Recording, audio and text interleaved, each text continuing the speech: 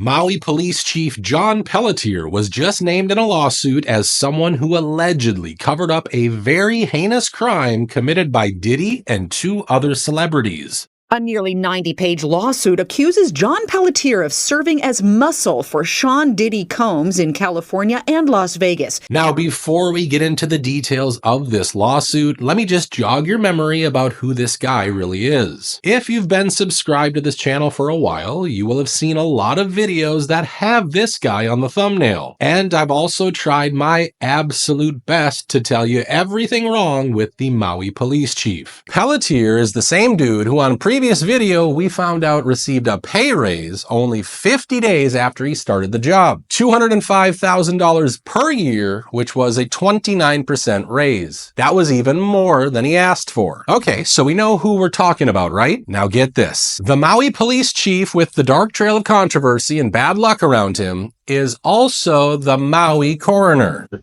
I gotta tell you, I met with them. I'm also the coroner, for those that don't know that. How convenient. Oh, but it gets worse. HB 869 was a bill that passed on January 23rd of this year, just 1 month after Josh Green took office. But what does HB 869 say? What does it do? Well, the very first section, Section 1, states, the legislature finds that coroners should be separate from law enforcement and free to make independent judgments when investigating deaths. Wow, just wow. It also says, under current state law, the chief of police for a county serves as the coroner if the county does not have a medical examiner. Making coroners independent from law enforcement will promote transparency, avoid conflicts of interest, and encourage more confidence in coroners' rulings. Remember, Maui Police Chief John Pelletier told reporters that the fire had melted metal, making the remains extremely difficult to identify. When we find these,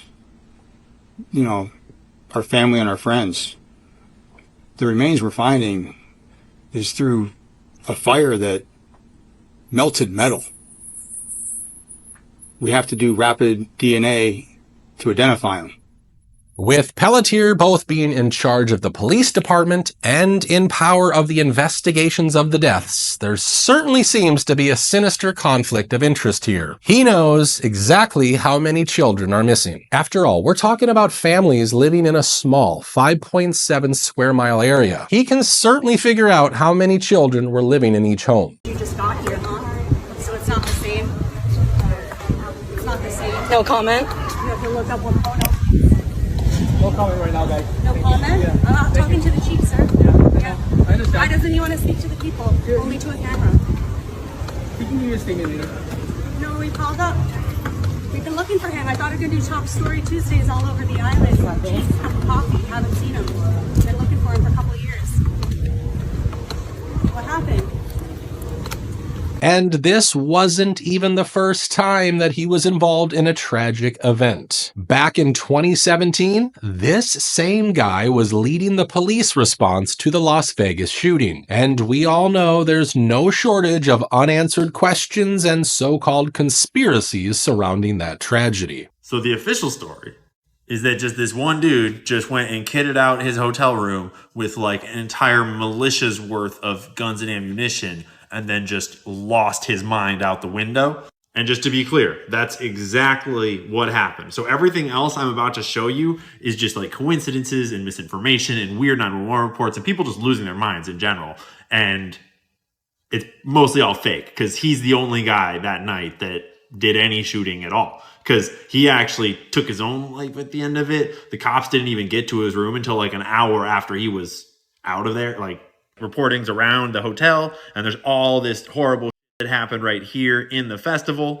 That's also why there's this 911 call happening over here to the side that I listen to, that you can listen to too. You just click on the little link, it's all linked up, where he clearly describes that he had direct visual on 2 dudes carrying the things that, in that hotel running in a direction, and he made a 911 call about it.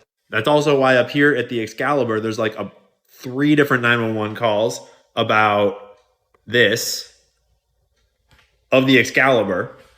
If you're not familiar with Las Vegas geography, that's where our dude is, the guy doing the bad stuff. We're like down here now. in that building. He had no machine guns when I moved him from Melbourne to Mesquite. I mean, find out who he bought the machine guns from. He's never even drawn his gun. It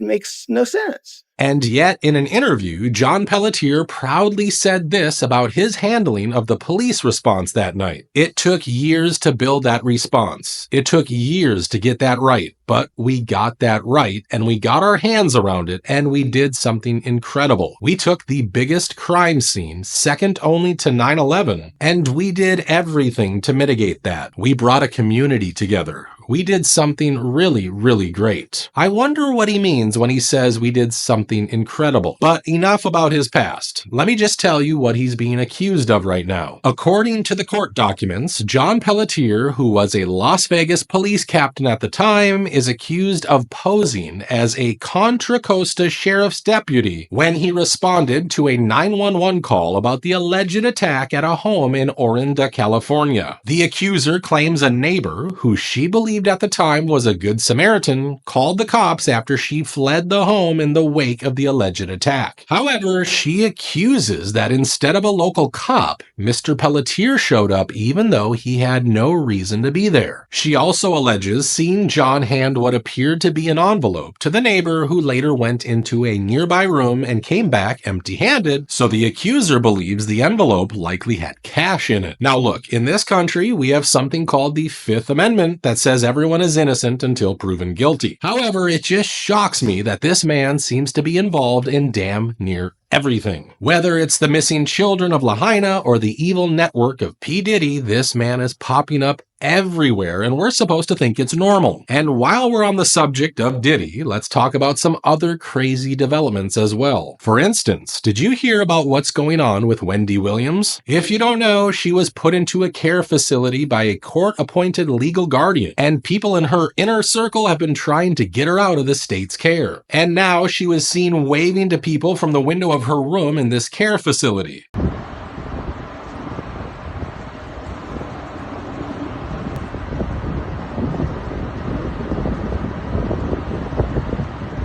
She also allegedly dropped this note, and as a result, someone called the authorities to check up on her. Now, keep in mind, she has been diagnosed with dementia, so we don't know exactly what's going on with her. However, this is the same woman who has been accusing Diddy of crazy things for decades now. She even alleged that he got her fired from her radio show back in the 90s when she criticized him. Blood for a while. Real bad blood. The worst blood. There was a radio personality once upon a time. Her name was Wendy Williams, and she was practically burned at the stake for talking about such. And now it's all come full circle.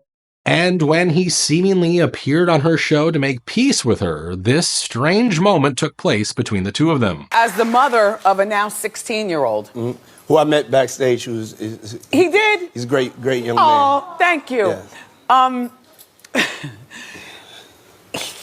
You represent a lot. Did you notice how she pretty much lost her train of thought after hearing that Diddy met with her son? Well, other people also noticed it. That's why we see Twitter comments like these. She was definitely thrown off by that comment. She definitely knew something and didn't want that something around her kid. And now this highly influential lady who had a crazy history with Diddy and seemingly knew a lot about him is in a controversial guardianship program and throwing help-me-notes to strangers in broad daylight. And you want to tell me it's a coincidence? I don't think so. And she's not the only Diddy-related celebrity who's having an interesting week. I'm sure many of you know Rosie O'Donnell. Well, she just joined the list of celebrities who are leaving this country and released this video. The people are so loving and so kind, so welcoming, and I'm very grateful.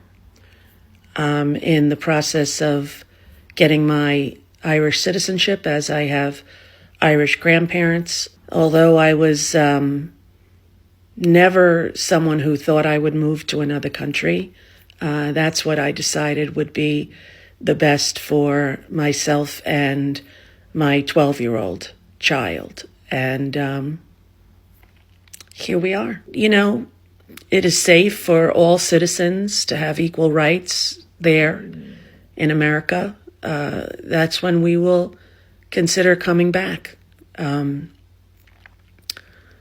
It's been heartbreaking to see what's happening politically and hard for me personally.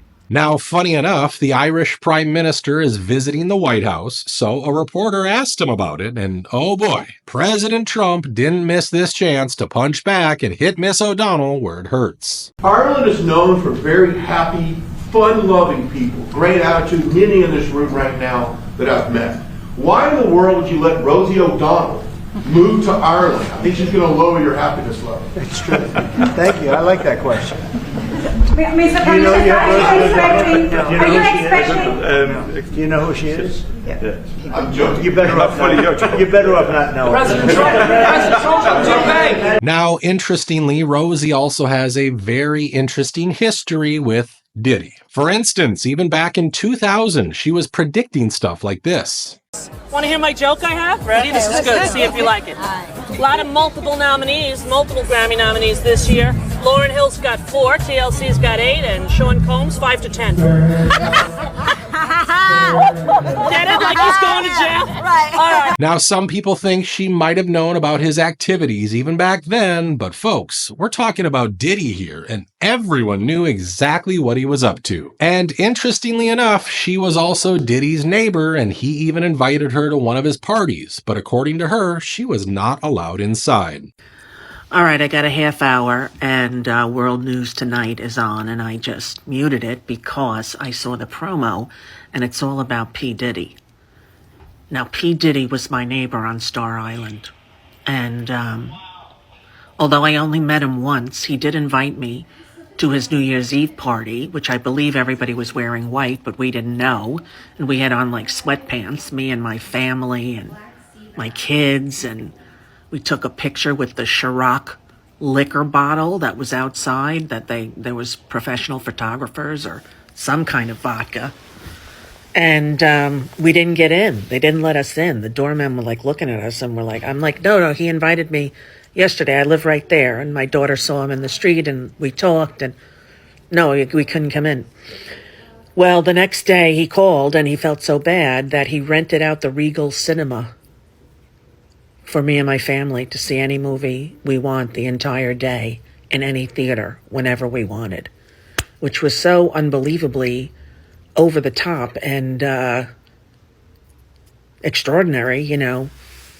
I never spoke to him before or after that, and I'm just kind of in shock. Folks, it's up to you to decide what's the true reason she left this country. Do you think she's just one of the few liberal celebrities who are keeping their promise of leaving this country now that Donald Trump has come back to the White House? Or do you think she's following Ellen's footsteps and getting the hell out of here before she gets accused of something as well? Diddy, come on out.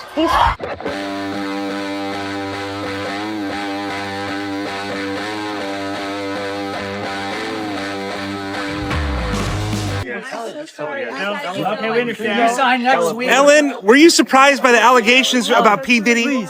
Did that surprise you about P. Diddy? Ellen, can He's been on your show many times. Have a good night. Have you been to his parties? So tell me about your birthday party. Am I invited? Yes. Yes, you're definitely invited. I invite you to all my parties. You just haven't seen the show up. Let me know what you guys think about all of this. Why do you think we're seeing so much action in regards to Diddy? Are we about to get some sort of crazy update on it? Feel free to share your thoughts with everyone in the comments section below. Thank you so much for watching, and I'll see you on the next one.